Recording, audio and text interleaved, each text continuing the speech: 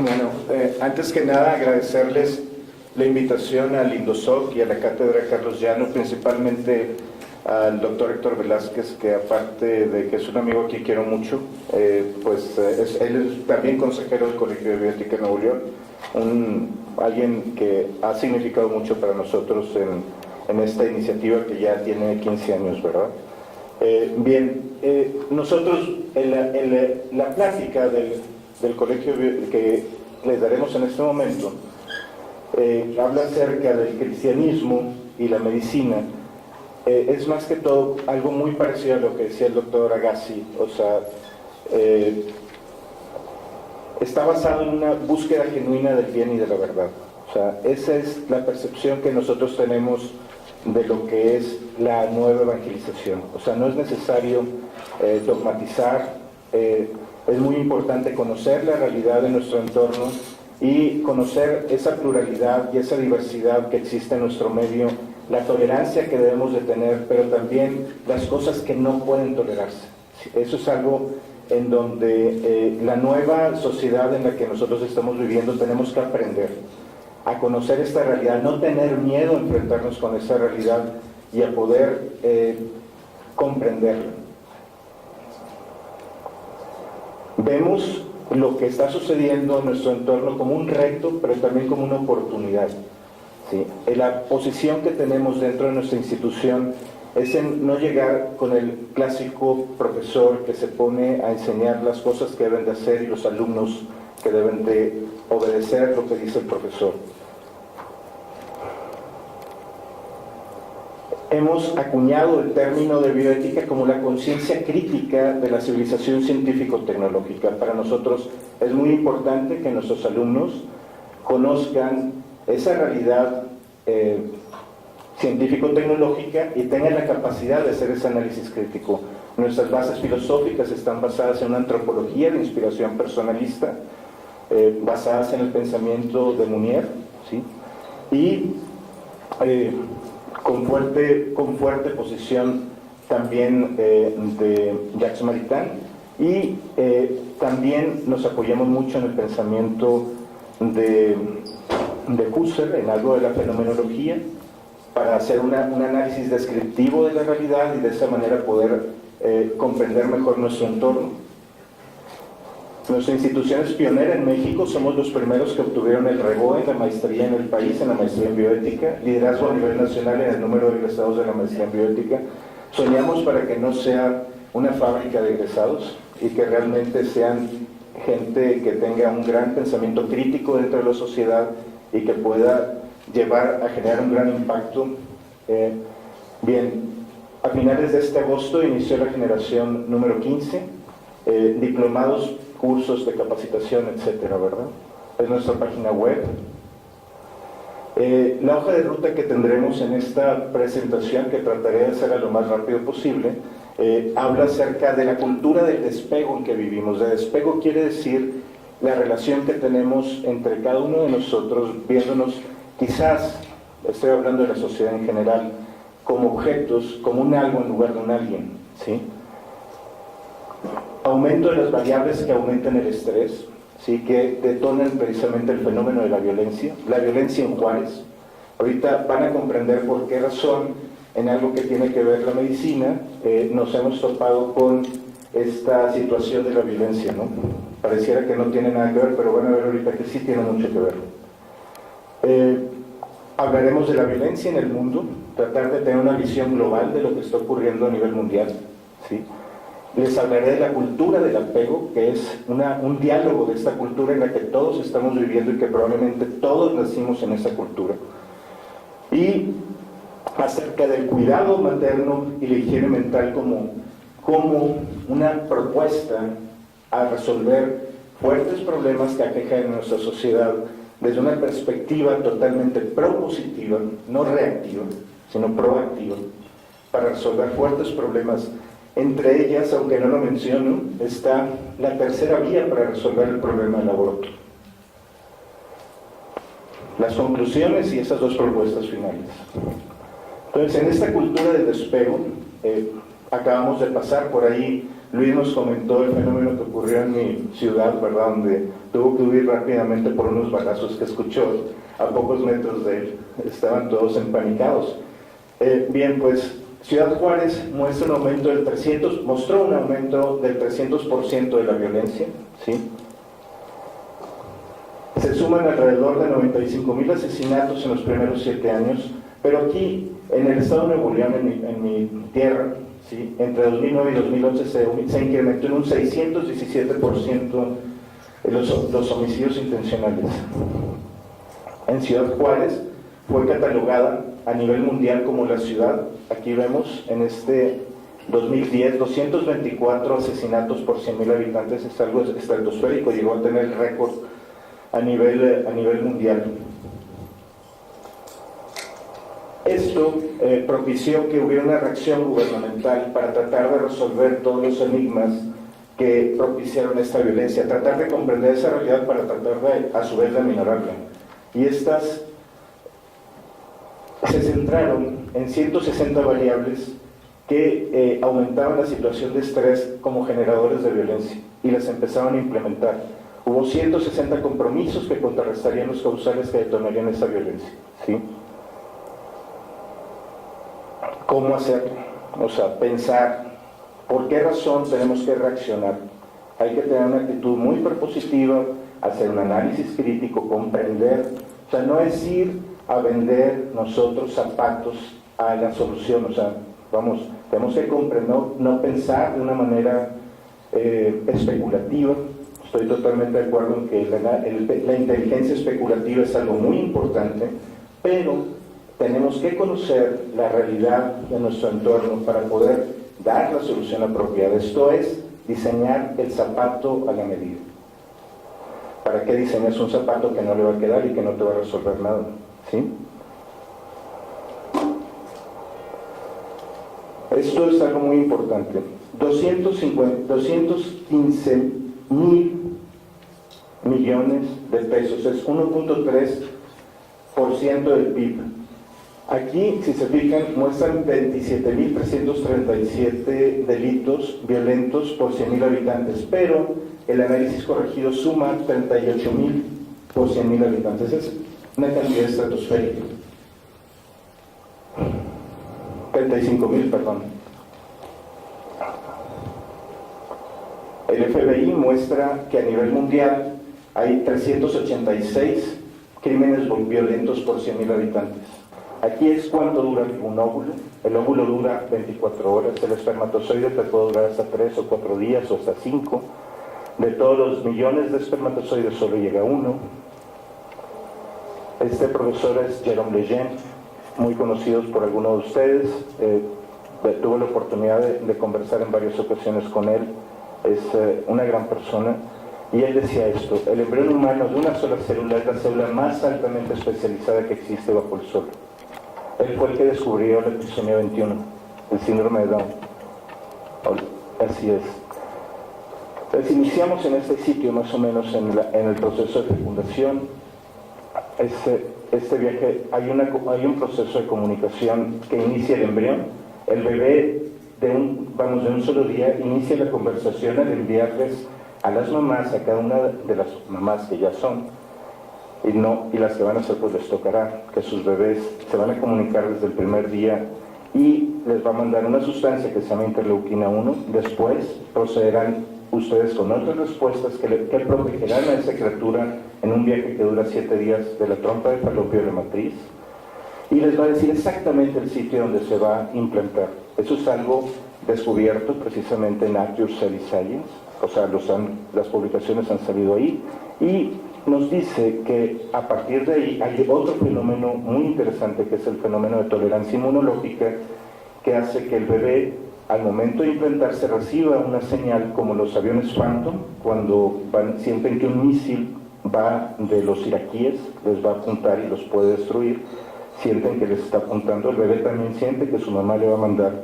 anticuerpos y manda una especie de contraseña, y esa contraseña le impide a la mamá mandar esos natural killers que que terminarán con la vida de ese embrioncito, y permite al bebé implantarse. O sea, lo reconoce como amigo, se implanta, Y ocurre después otro fenómeno interesantísimo.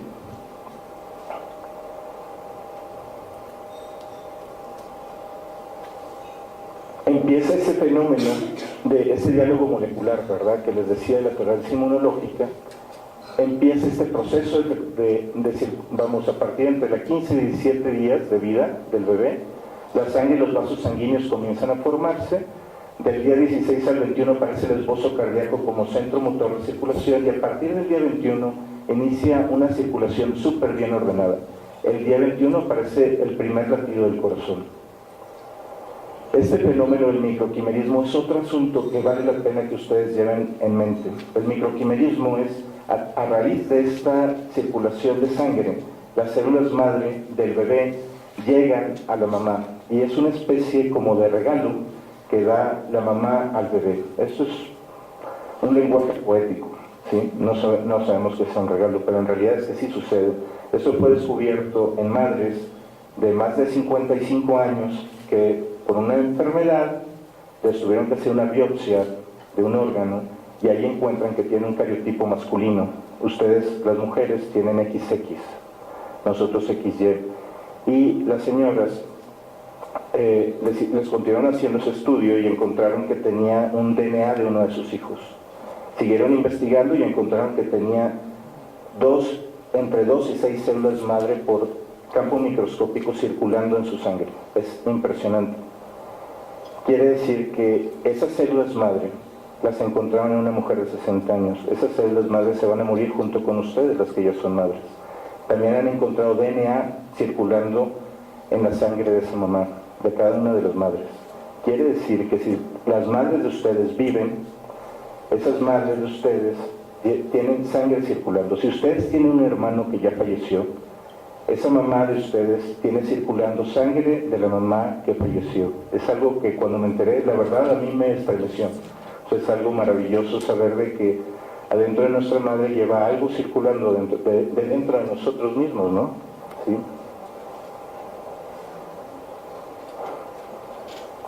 Se pensaba efectivamente que la madre era la que decía, tú eres sangre de mi sangre, pero no es así, con todo respeto, no se van a sentir. ¿Sí? En realidad lo que sucede, ¿sí?, es de que la sangre que ustedes nos dan a nosotros, esa sangre desaparece después de los 15 meses de vida. O sea, todos los nutrientes que se dieron van a desaparecer alrededor de los 15, los anticuerpos, etcétera, a los 15 meses terminan, y a partir de ese momento hay una completa autonomía del bebé. ¿Sí? O sea, desde entonces somos autónomos, pero nuestra madre tiene circulando sangre nuestra. De alguna manera, si te llamas Cristina, tu madre se ha cristinizado. ¿Sí? Se ha cristinizado, está llena de todos tus hermanos circulando dentro de tu sangre. O sea, esa es una de las cosas maravillosas, ¿no? Esto puede explicar esta cuestión del cerebro materno. El cerebro materno, ustedes, levanten la mano quien ya ha sido madre de aquí. Eso es padrísimo, felicidades. Bueno, cada uno de ustedes es testigo de un fenómeno maravilloso que les ha sucedido, que es la diferencia de cuando eran señoritas a cuando se embarazaron. Ustedes sintieron que fueron totalmente transformadas, ya no fueron las mismas. Después de varios meses de gestación se dieron cuenta que pensaban diferente, sentían diferente, que cuando una persona que ustedes querían, al momento de decirles o de guiñarles un ojo, pues les daba mucho gusto, pero si les hacían una cara, no decía nada, pero al rato se escondían y se ponían a chillar, ¿verdad? Algo les estaba pasando. Su cerebro empezó a ser transformado, ¿sí? Estaba preparándose para lo que se llama el cerebro materno. O sea, ese cerebro materno es más perfecto que el del doctor Evandro y el mío, ¿sí? Porque, ¿sí?, lo que sucede es de que existe un fenómeno de plasticidad cerebral, ¿sí? Ese fenómeno de plasticidad cerebral lo que hace es hacer que en ustedes, las madres, se formen supercarreteras y superavenidas entre una y otra neurona. Cuando en nosotros, cuando mejor nos perfeccionamos, hay una que otra avenida. Normalmente hay calles. Por eso siempre tenemos que decir lo que tú digas, mi vida, eso se tiene que hacer. Pues eso es una cosa totalmente real, ¿no? Ok. El apego, a raíz de eso, démonos cuenta, o sea, se ha transformado el cerebro. Adentro del cerebro de cada uno de ustedes, durante el proceso de gestación, se elevan más de 100 veces las hormonas oxitocina, que es la que les hace sentir mucho, ¿sí? Que tiene un propósito, pareciera ser que es algo loco, que es un caos lo que ocurre con ustedes, pero eso tiene un verdadero sentido, que es lo que Bowlby, por eso Bowlby no se equivocaba, ¿sí? Y Bowlby no sabía nada de esto, ¿sí? Este fenómeno hormonal que provoca ese fenómeno de plasticidad cerebral, lo que provoca es una gran sensibilidad de parte de la madre que percibe el que cada uno de ustedes pueda sentir y enamorarse perdidamente de sus hijos. Sí, se los llegan a poner piel con piel al momento del nacimiento, durante las primeras 2 horas, ese sentimiento que ustedes sintieron después de que se los llevaron a las 4 horas o 6 horas de que nació, sería mucho más intenso. Es descrito como una de las experiencias más intensas que puede tener la naturaleza humana al momento en que le ponen un bebé piel con piel. El padre llega a sentir nunca lo mismo que la madre, pero genera una gran admiración hacia la madre que acaba de parir. Este vínculo se refuerza con el parto y la lactancia, ¿verdad? Porque se potencian los circuitos neuronales más fuertes de la naturaleza. El conocido vínculo del apego afectivo y emocional forma parte del proceso biológico natural. Otro de los aspectos es ver al bebé genuinamente como una persona humana, no como un producto valioso. Entonces démonos cuenta de lo que lleva el significado, el mensaje que lleva la sociedad en este pequeño análisis crítico que estamos haciendo, de lo que está sucediendo en la realidad. Pensamos y hablamos del algo y del alguien, pero nuestros hijos, los nuevos ciudadanos mexicanos están siendo tratados por la ciencia médica, por la pediatría, por la ginecobstetricia, como productos valiosos, como cosas valiosas, pero como cosas, no como personas. Niegan la posibilidad de que un bebé pueda sentir. Sin embargo, hay estudios que te hablan acerca del cortisol, que hace que se eleve tremendamente el cortisol cuando quitamos al bebé de la mamá. El cortisol es la hormona del estrés, ¿sí? Se ha detectado cada vez que se separa el bebé, se detecta que el bebé siente un gran estrés manifestado por los niveles de cortisol en la saliva, y cuando el bebé está con su madre todo el tiempo, ese cortisol no existe, lo que te habla de una gran serenidad de parte del bebé. La presencia del padre, el apego fortalece los lazos familiares. El hecho de que esté el papá ahí animando a la mamá a que no tenga miedo, no existe, fíjense bien, no existe, y ustedes me lo podrán afirmar, una madre que en su primer experiencia como madre no tenga miedo a esto, es dar pánico, y más si les dicen que va a ser cesárea cuando querían parto, porque la comadre les dijo que tenía que hacer parto. Desde los que envían a cesárea sufren, ¿sí? Porque piensan que eso le puede dañar al bebé. Evidentemente no hay nada mejor que un parto cuando es comprendido, ¿sí? Los animales están determinados por la naturaleza, pero nosotros aquí todo lo tenemos que aprender, querer, desear y vivir. Cuando aquí todo se hace y se comprende lo que está sucediendo en ese cerebro materno, sucede que la madre que está teniendo esta experiencia desea volver a parir después de tener al bebé, cuando lo lleva y está 100% de acuerdo con su naturaleza. Eso provoca que se enamore perdidamente del bebé y que este señor, bueno, se enamore también cada vez más de su señora. La otra es la higiene mental, de lo que decía Bowlby, que es muy importante preocuparnos por la madre. Nos preocupamos mucho por el bebé, pero por ustedes no, nadie se preocupa. Y eso no es justo, que no se preocupen por ustedes las mamás, ¿sí? No, el esposo tiene que preocuparse y echarle ganas para que la mamá no tenga que trabajar, ¿verdad? Pero si tienen que trabajar, el Estado tiene que preocuparse por esa madre y darle la oportunidad de que pueda llegar, como en Suecia, a tener 96 semanas de licencia por maternidad. Ese es el reto, para que a lo mejor en 50 años se tenga, pero por algo se tiene que empezar, ¿sí? Suecia ya vimos 96 y miren la cantidad de niños que viven el apego, están cerrando cárceles, mientras nosotros ya no sabemos qué hacer. México está sin rumbo, 35,000 crímenes violentos por 100,000 habitantes. ¿Sí? Eso es un gran insulto a la inteligencia de quienes estamos siendo gobernados por gente que no sabe lo que significa ser persona. Es un verdadero insulto. ¿Qué quiere decir? Que realmente esto tiene que llegar a ser conocido, respetado y sumándose cada vez más voluntades para poner atención a la higiene mental de las madres que acaban de parir, que se les respete esa unión entre el bebé y la mamá, ¿verdad? Eso es lo que ocurre en el mundo. La licencia por maternidad mundial pues más tiempo tarda. Recuerden que este cambio cultural que estamos proponiendo, de esta cultura del apego, al momento en que se universaliza, a partir de ahí esperemos 30 años.